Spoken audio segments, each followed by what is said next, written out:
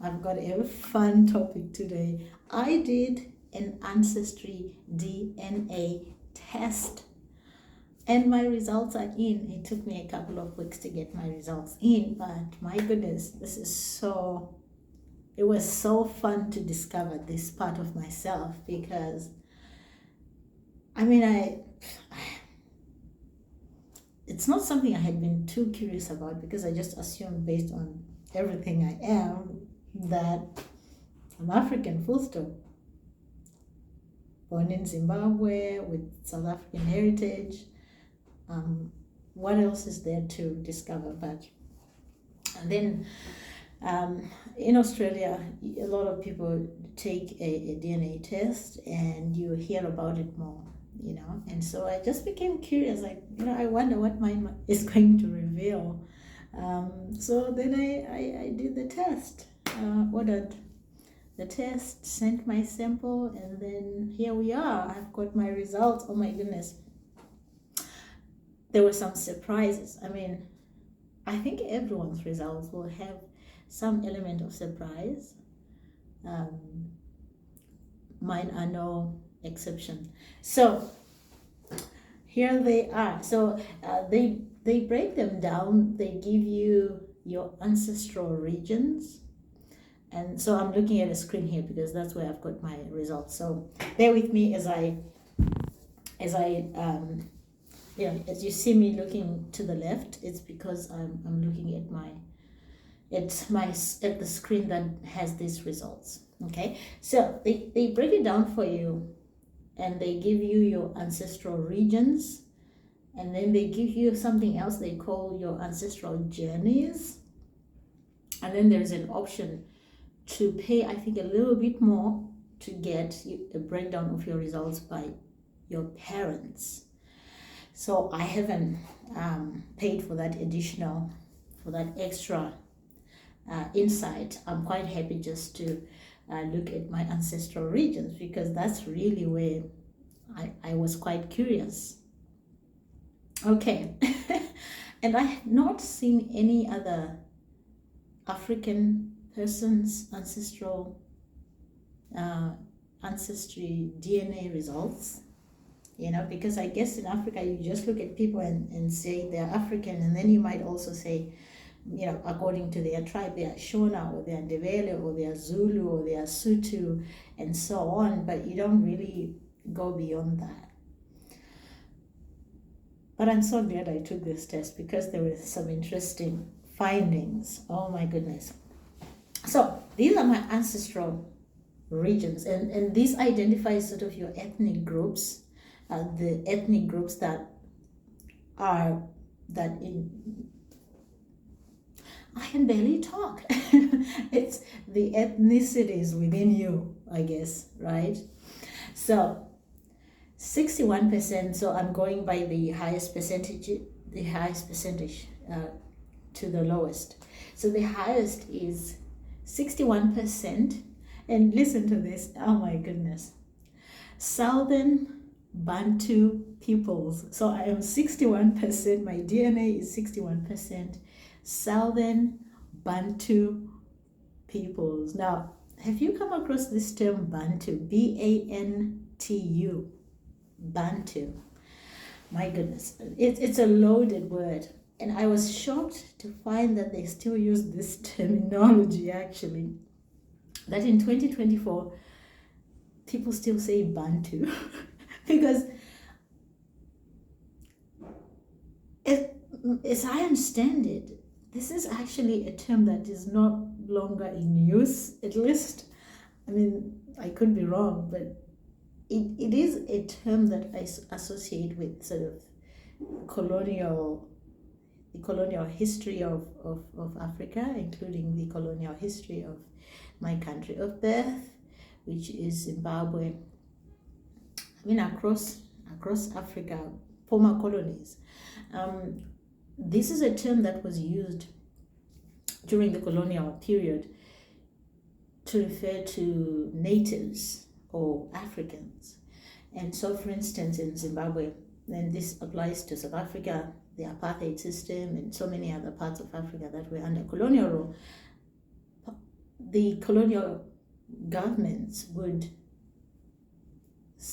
basically divide the country up into zones, and there would be zones where Black people were allowed to live, were required to live, and these would be the Bantu areas. And then there would be parts of the country where white people live, and so on and so on. There will probably be areas where colored people, which is another term that was used in those times, and I don't think anyone still says colored these days. So Bantu is like that. It's a word that is similar to like colors, that you no longer use that. But yeah, during the colonial period, there were Bantu areas in Zimbabwe. These areas were sort of the drier, barren areas that couldn't really have successful agriculture there, and so these became the Bantu areas, and Black people were moved to these areas. These are just facts of history, by the way. I'm not saying this to with the spirit of grievance or anything. I'm just relating the facts of history, and I'm trying to explain why this word Bantu is a little bit awkward to see in my ancestry DNA results. So yeah, so the country was divided up into Bantu areas, white areas, colored, whatever it was. And so when I hear that word, that is the association I have of that word. That is the context in which I've encountered the word before. And it's not a word I use. I've never had to use that word outside of talking about the history of Africa. So I was it took me by surprise that this word is used in a scientific sense, because I think this is their way of describing particular groups of people, right? And so this group of people they are referring to are best referred to as Bantu peoples. I mean, come on. I didn't realize that people still use this word. I thought it had gone with the days of Cecil John Rhodes and, the colonial period. But no, it's still in use. So let's get back to the results. I digress, but I think it was an important digression. Is that the word? 61% Bantu peoples. Okay, the next percentage is 29% Western Bantu peoples. Okay, and I'm going to explain a little bit more because they break it down further so that you understand better what Western Bantu means and Southern Bantu means. Okay, so far we've done 61% Southern Bantu, with 29% Western Bantu, 5% Cameroon. Now, this is a little bit odd because they started talking, they were using Bantu peoples, and then all of a sudden Cameroon, which is a country. So I don't know that, I don't know. It just was a little bit odd that you would say Southern Bantu peoples, Western Bantu peoples, and then Cameroon. So 5% of me, my DNA, apparently has roots in Cameroon. I would never have guessed that. Never. I never would have guessed Cameroon. I've never associated my heritage, my DNA, anything about me with Cameroon. So this was a surprise. It's a surprise, but it's pleasant surprise. It's a pleasant surprise because it just reveals to me how my connections are wider than I assumed. Okay, I was quite ignorant actually. Like, this exposed my ignorance, and I love that because it means I'm learning and I'm going to be a wiser person after this. So 5% Cameroon, which is odd as I said because it's a country, and then 4% Eastern Bantu people. So we are back to the Bantu now. 4% Eastern Bantu peoples, and then finally 1%. So if you're adding these numbers, they should add up to 100. Okay, I'm just assuming that because that's what makes sense. So then the last 1%, okay, this also surprised me because it's not something I had previously thought applied to me. 1% Khoisan, Aka, so Aka is spelled AKA, and Mbuti peoples. So it's 1% Khoisan, Aka, and Mbuti peoples. Those three groups form 1% of my DNA. 1% of my DNA is attributed to those three groups: Khoisan, Aka, and Mbuti peoples. So this is me. 61% Southern Bantu. Now let me read to you what they mean by Southern Bantu. So Southern Bantu are primarily located in Botswana, Lesotho, Malawi, Mozambique, South Africa, Swaziland, and Zimbabwe. I'm born and raised in Zimbabwe. I do have South African heritage on my mother's side. So my maternal grandfather is a South African Sotho man. He was born and bred in South Africa, relocated to Zimbabwe at some point in his life and married a Zimbabwean woman. So, but his roots, his country of birth, that is South Africa. I am born and raised in Zimbabwe, although I did have some time spent in South Africa. So that's the Southern Bantu people. That's 61% of me. Botswana, Lesotho, Malawi, Mozambique, South Africa, Swaziland, Zimbabwe. These are called Southern Bantu people. This is where the Southern Bantu people are located. They are also found in, okay, so those countries that I've just listed, this is where they are primarily located. But then they can also be found in, they are also found in Kenya, Namibia, Madagascar, Seychelles, Somalia, Tanzania, and Zambia. Okay, so that's 61% of me. Now, next is the 29%, which is the Western Bantu peoples. The Western Bantu peoples, where are they located? They are primarily located in Angola, Democratic Republic of Congo, Namibia, and the Republic of the Congo. This is where they are primarily located. But they are also found in a number of countries, like a good number: Botswana, Burundi, Cameroon, Central African Republic, Equatorial Guinea, Gabon, Kenya, Madagascar, Malawi, Mauritius, Mozambique, Republic of South Africa, Reunion, Rwanda, Sao Tome and Principe, Seychelles, St. Helena, Tanzania, Uganda, Zambia, Zimbabwe. This test shows you how ignorant you are. I mean, like, some of these countries, I'm like, oh, okay. I actually had forgotten that such a country exists. I mean, I've heard of it maybe 30 years ago, but I actually had forgotten that there was such a country. Interesting. So that's me. 29% is Western Bantu peoples, primarily located in Angola, DRC, Namibia, and the Republic of the Congo. Okay, what's next? Now, remember I said also 5% is attributed to Cameroon. Okay, and now here they identify the ethnic groups there, and they say about this Cameroon part. Let's see now. Let me go back to the ethnic groups located in that part of the world. It says that you share the breakdown says you share DNA with at least one person in our reference panel who comes from a group below. You may be connected to one or more of these groups. Now, these groups, let me read them to you. Now, I do apologize beforehand because I'm going to mispronounce this. This is languages that I don't speak, and I'll probably butcher the pronunciation. So please just bear with me. My first language is called Shona. And then, of course, I've acquired English by necessity. But these are the languages here that I'm going to be reading. I obviously don't speak, and I'm going to, unfortunately, butcher the pronunciation. So please forgive me. Babanki, Bafut, Bakweri, Bafo Balong, Bakosi, Balondo, Bamileke, Manenguba, Kom.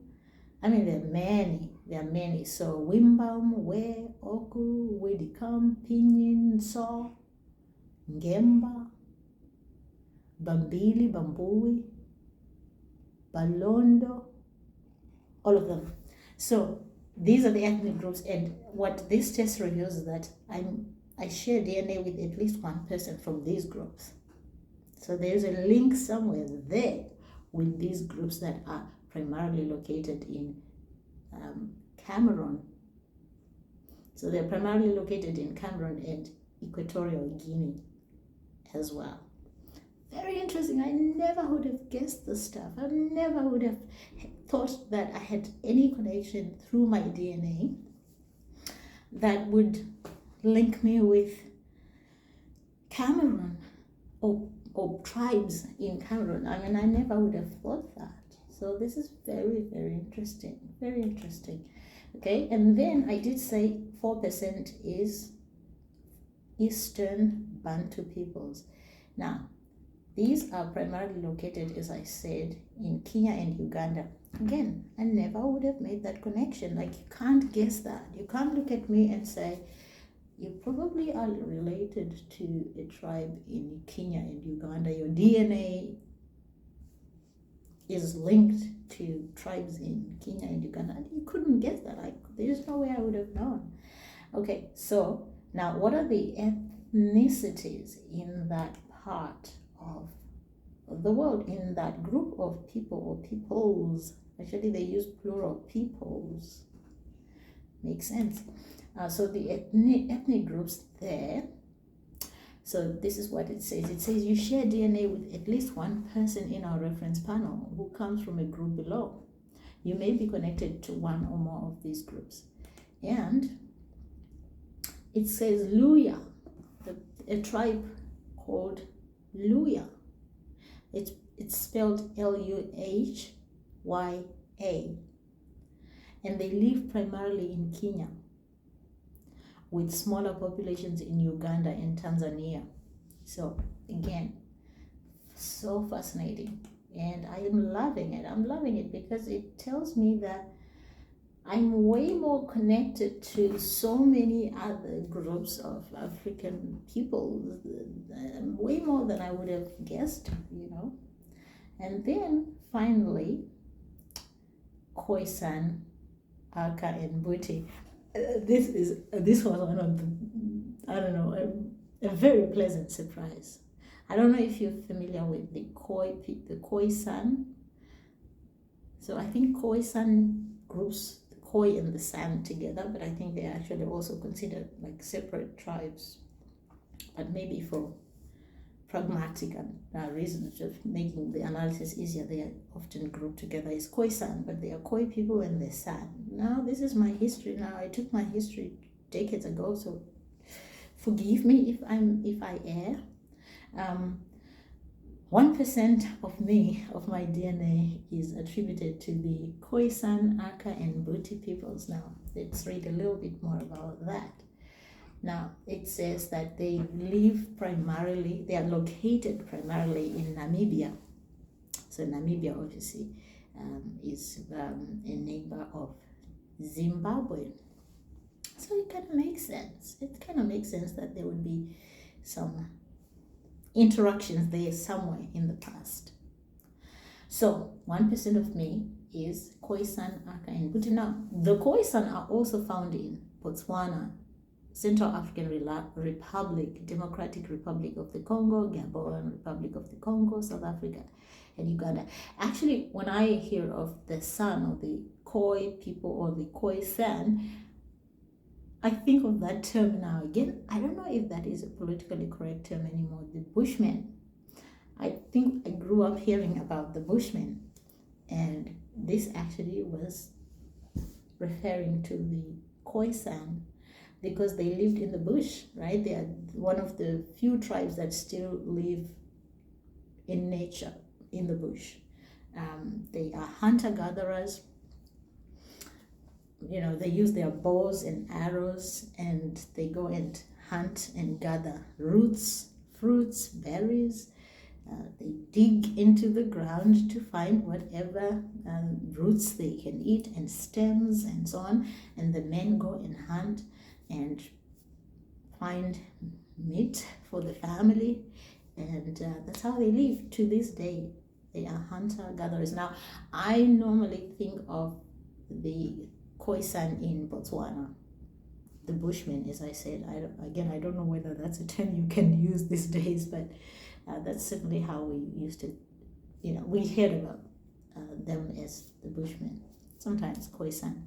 Now, in Botswana is where I normally hear of them, and I know that there have been there's been some tension, conflict between the government and the Khoisan people, where I think government has been wanting, I don't know, for them to relocate. Now, don't quote me on this, but this is sort of just some reading I've come across, and there's a lot of activism to protect their way of life, because obviously this is who they are, right? The hunter-gatherer lifestyle, but perhaps the government wants to develop certain parts of where they live, and then of course they hunt particular species for meat, and maybe the government wants to have regulations that stop them accessing particular species of animals that are important to their diet, and obviously that would be a huge problem, huge challenge. And some people might say it is unfair and unnecessary to do that, let them live the life they have always lived, and it is a natural life, and they are happy living that way, that simple life of hunting and gathering and living in nature in a very natural way. But yeah, unfortunately, development infrastructure will start encroaching onto some of these tribal lands where people like the Khoisan are located, and they are an endangered people, really. And I mean that to say that 50 years from now, I don't know that we are going to see them there, because obviously some of their young people might get exposed to maybe a more Western or more urban way of life, and they might decide to leave and go and find a job in the towns and cities in Botswana and work in the mines and so on, and maybe slowly the people are going to remain in these areas, and is going to get smaller. The number of people is going to get smaller, and then eventually you just don't find them there anymore, and that would be a shame, because it's sort of an important part of our cultural landscape, and it connects us to our history. Seeing them living like that, hunting with bows and arrows, it kind of tells you where you've come from. So anyway, again, I digress, but I guess digressing is my a talent of mine. But 1% of me is the Khoisan, Anka and Buti peoples. And again, it was a pleasant surprise, because I love that I'm connected to them in my DNA, that we have a shared past somewhere, somehow, through our ancestry. But after learning that, I kind of looked at myself, and then I looked at family members on my grandmother's side, on my maternal grandparents' side, on my mother's father, let me put it simply. My mother's father, as I mentioned earlier, is born and raised in South Africa. He then migrated to Zimbabwe during the apartheid days and went and married a Zimbabwean wife. My grandmother is Shona, so that explains my heritage. So I still have that South African descent in me from my mother's father's side. Now, when I look at my grandfather, okay, my mother's father, he did have a certain look. He's now passed, by the way, rest in peace. I loved him so dearly, I still do. But when I think of his features, even when I look at photographs of him now, I see it. I kind of see it, because first of all, his complexion was lighter than the average African. I think it's fair to say, kind of lighter, and a lot of Sotho people, he was Sotho by ethnicity. They're kind of lighter than the average African, right? Compared to a lot of African tribes, they're kind of lighter, and they're almost orangey light, and that is true for the Khoisan people. If you look at the Bushmen I apologize if that's not a proper word to use, but if you look at the Khoisan in Botswana, they are almost orangey, even though they actually live in a very hot environment in like a desert-like conditions in Botswana. They actually they're kind of orangey, you know. They have got this sort of orangey tan look to them, and then they have the eyes that have sort of, I don't know, a hooded eye, I guess. I don't know. Again, yeah, I'm not an expert here, but I'm trying to describe the best I can. But I have the same kind of hooded eye. And my grandfather, my mother's father, had that kind of, you know, that kind of look to the eyes. That's sort of kind of hooded, where you don't see sort of like a prominent eyelid. If you know what I mean, do you understand hooded eyes and eyes that are not hooded? If you go and Google Khoisan, and you'll see that their features, right? And they've got high cheekbones, right? And their complexion is definitely noticeable as standing out from other groups, I guess. And but the eyes, right? In fact, some people have said that their eyes are kind of Asian as well. They have that look, if you know what I mean. That some people think maybe that shows that they are common origin somewhere there with the Asians because of the eyes. That's not my opinion. That's what I've heard other commenters say. So, but my grandfather, I see that kind of Khoisan look to him. You know, and yeah, so even though I totally didn't expect this, I can kind of see it. There's this 1% Khoisan, Aka and Buti peoples. But could I have ever guessed this? No, I never would have thought that my DNA had Khoisan in it. I never would have thought that. So this surprised me. I knew I was going to, I thought I was going to discover some interesting facts, but this just came in a very, I don't know, so many pleasant surprises. And when I think of all the countries that were mentioned here as the primary location of peoples with whom I share DNA, you know, whether it's Uganda, Cameroon, Namibia, what, I mean, it's just, what, really? You know, really, you know, let me go back to these Western Bantu peoples. These countries are Angola, DRC, Democratic Republic of Congo, Namibia, and then Republic of Congo. I never would have thought about Angola, right, as sort of a possible, as some, you know, as a country that would have peoples that share my DNA. Right? I never would have guessed that. And then the Eastern Bantu peoples as well.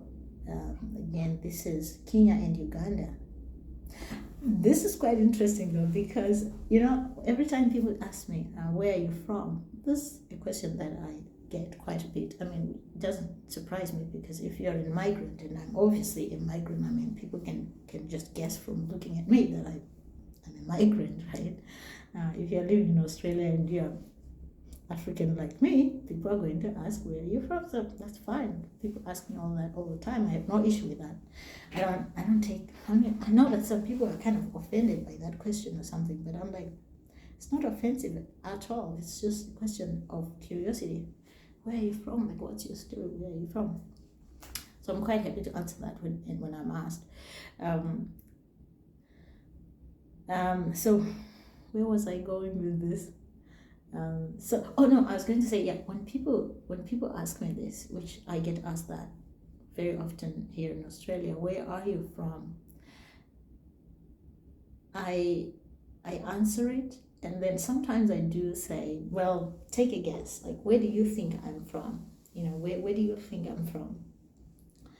And do you know what the most common guess to that question when I throw the question back at them and say, take a guess.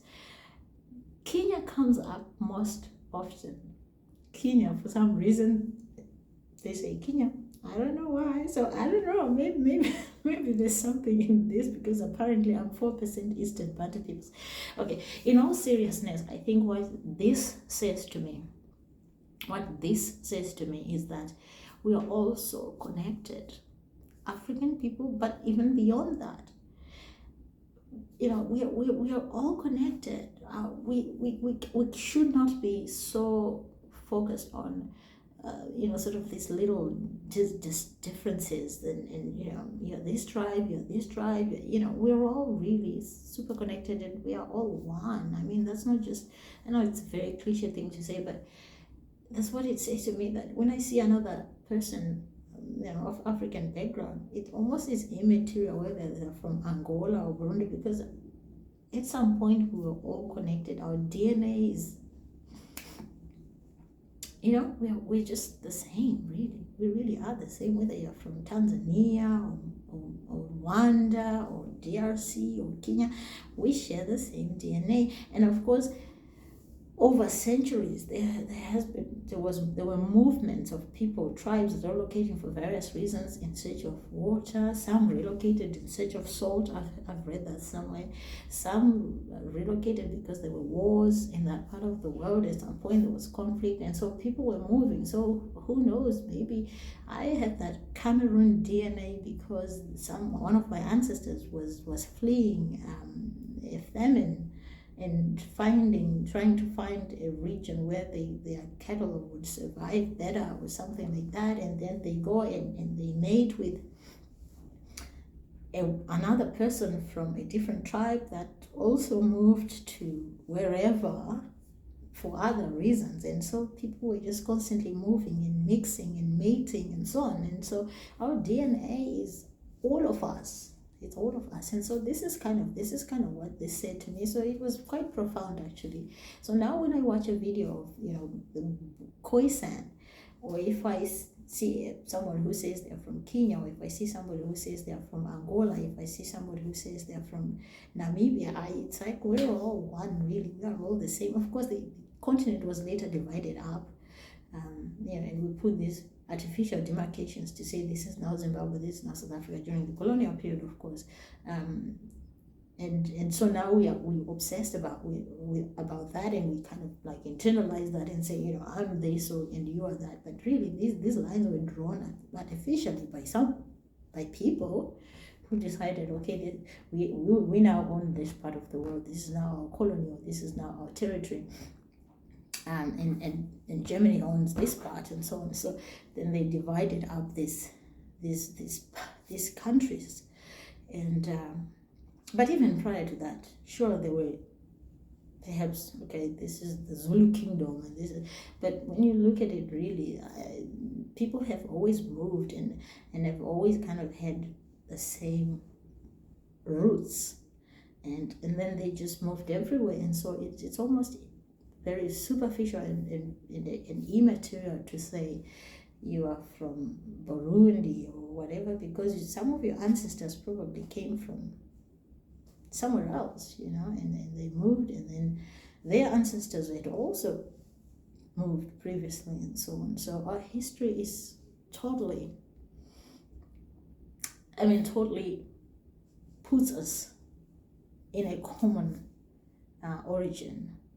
And our DNA is so fantastic. I love science for this reason, because it gives us insight that helps us overcome all kinds of ignorance and prejudice, and it actually shows us that at our core, the level of DNA, because DNA is like the core of being an organism, and that DNA is actually shared.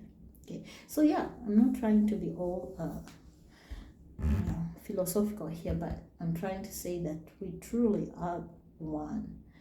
And of course, what I found also fascinating, okay, so they also give you matches. You opt in for matches if you want, or you opt out. I opted in.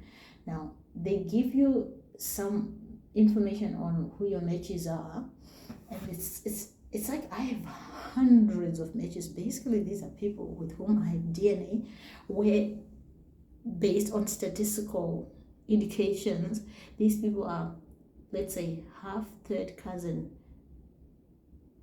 one times removed, or fourth cousin, for example. I can see here somebody, I'm not naming these people because perhaps, I respect their privacy and they might not want to have their names mentioned here because, no, right? But I see one person, for example, half, third cousin, one times removed, or fourth cousin, and then there is this one is described as my fourth cousin, or half, third cousin, one times removed. I mean, there's just so many. These fourth and third cousins, I have so many. And this is science. Science knows that if you share this percentage of DNA, this person will be your fourth cousin or third cousin, twice removed, or whatever. Now, if you click each of your matches profiles, their name, if you click, you get information that they have shared. So, for example, where they might be located, and some of these people are in the United States. A lot of my fourth cousins, half, third cousin, twice removed, and so on. These are located, some are located in Africa, some are in the United States, and some of them have names that suggest to me that they're African American. And so obviously we have at some point some DNA, shared DNA because of a common ancestor. Perhaps some of these people, they ended up, or their ancestors ended up in the United States through the slave trade, and we have common ancestors in Africa, and then someone somewhere ended up in the US, perhaps as a slave somewhere, but we still have that shared. We still share that history through a common ancestor who later moved to the US, and now they are African American and they are living in the US, but they are linked to me in a very fundamental way. Some of us stayed in Africa while others went to the United States, maybe by choice, maybe not by choice, but that's what it is. And so, I was surprised to see how many hundreds of people are my matches, some of them in the US, some in Africa, others in other parts of the world, in the UK, and some names are, definitely they sound African American, just looking at them. So it's fascinating. It's fascinating. So I have all these people who are kind of family now. They are distant family, sure, but they're still family. They're like fourth cousins, third cousins. Maybe some are even closer than that. So it's absolutely fascinating. And it tells me that we're all one and we've come from the same. We have the same origins. If we go back far enough, we have a common origin. And actually, I think this goes way beyond just the story of Africa, because obviously this is true for so many other parts of the world where people are now split up according to particular geographical lines that have been drawn to designate this country is country A, country B, but really their ancestors are all the same. And then of course there have been interactions and mating between completely separate parts of the world, and through colonialism, for example, and so on. So in the end, really, we all end up with the same origin. We all kind of, do you understand me? Am I making sense? Because I think that is true. I think that is a fundamental truth, and I think it gives you a different way of looking at people. It changes your lens, where if you previously just looked at people in terms of sort of like, you speak a different language, where are you from? Okay, so we are totally different people, and you're totally, our stories are completely different. You must come from a totally different, because you come from a totally different part of the world, you speak a different language, you and I, we've got nothing in common. I think people can have that view, that worldview. But once you do your DNA ancestry test, suddenly you start to see yourself in almost everybody, if not everybody. And then you see everybody in you, I now look at the question and I'm like, you are me, I am you. I look at a person from Angola now. I mean, after doing this test, if somebody said they were from Angola, first of all, they speak Portuguese and other, vernacular.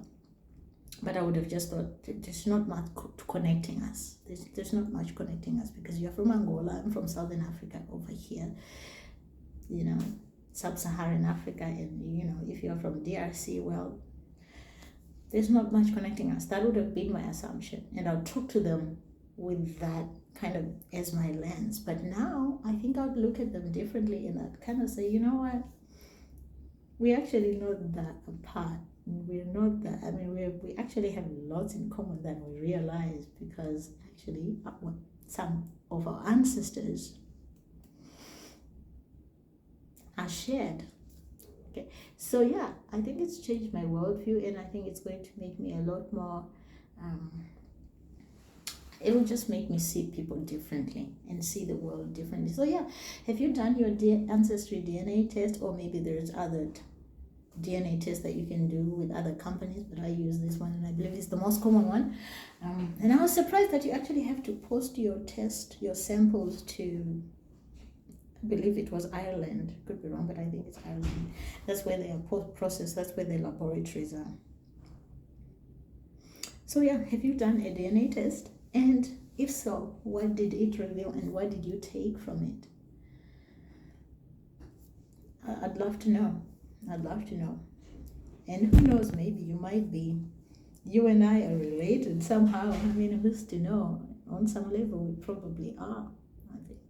Yeah, so this was totally worthwhile. It's not cheap. It's like $200 and something. It was certainly more than $200, which surprised me because I thought it'd be more affordable than that. I thought it would be like $57, but no, I think it was more than $200. Can't remember the exact figure. So, but overall, I think it was totally worth it, because this knowledge, and this is science, and I love science because I love facts. I love learning facts rather than just opinion. Our world is too full of opinions, and I prefer sometimes, there are times when I want facts. I just want to know what are the facts here, and these are facts, and it's so interesting. So if you've done your Ancestry DNA, please tell me, what did you find that surprised you? Maybe you're a Caucasian person and you found that you have a certain percentage that is actually maybe Middle Eastern. Maybe you found a percentage that is maybe even African. I don't know. Or maybe you're somebody who has always identified as whatever. And then you just discover that you've got a certain percentage that you just didn't know anything about, and it surprised you. So yeah, I'd love to hear your own stories. Yeah, and again, I said to myself, these Ancestry DNA people, the organization, the company, they still use this Bantu. I think they should find a better, I think there should be a better word they could use. This idea of Bantu peoples, I don't know. I thought it was Odo. Is it just me? Do you agree? Because this is a word that was used during the colonial period to talk about African tribes. Bantu. I thought we had phased it out, but look, I'm not one to take offense over little things like that, but I just thought it was, it made me laugh. It made me laugh, to be honest, that I'm described as a Bantu peoples.